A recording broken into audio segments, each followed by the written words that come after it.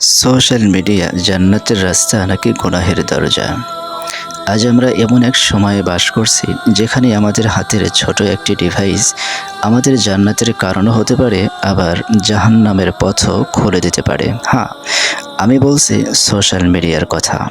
Facebook, YouTube, TikTok এগুলো শুধু বিনোদনের মাধ্যম নয়, এগুলো আমাদের আমলনামা লেখার একটি মাধ্যম।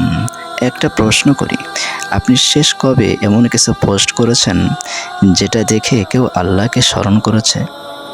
আরেকটা প্রশ্ন, আপনি কি জানেন আপনার একটা শেয়ার, একটা ভিডিও মৃত্যুর পরেও আপনার গুনাহ বাড়াতে পারে?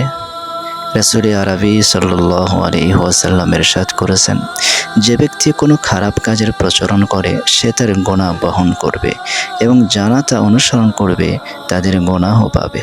ভাবুন তো, একটা হারাম ভিডিও, একটা খারাপ গান, একটা অশ্লীল পোস্ট হাজার হাজার মানুষ দেখছে, আর আপনি চুপচাপ গুনাহ জমাচ্ছেন। কিন্তু সুসংবাদও আছে, আপনি যদি একটি কোরআনের আয়াত শেয়ার করেন, একটি ভালো কথা ছড়িয়ে দেন, একটি দোয়া শেখান, তাহলে সেটাও সদকায়ে জারিয়া হয়ে যাবে।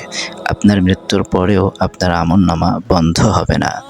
তাই আজ থেকেই সিদ্ধান্ত নিন, আমার সোশ্যাল মিডিয়া হবে দাওয়ার মাধ্যম, আমার পোস্ট হবে কল্যাণের বার্তা, আমার সময় হবে আল্লাহর সন্তুষ্টির জন্য।